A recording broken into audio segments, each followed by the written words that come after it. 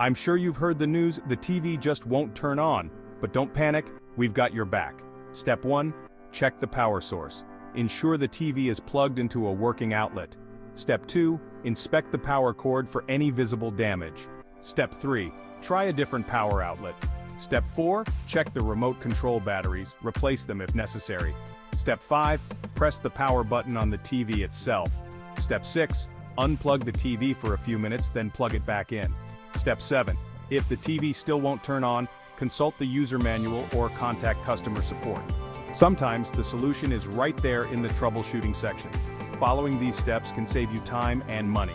Share these tips with friends and family, they might find them useful too. Now sit back, relax, and enjoy your favorite shows. Happy viewing.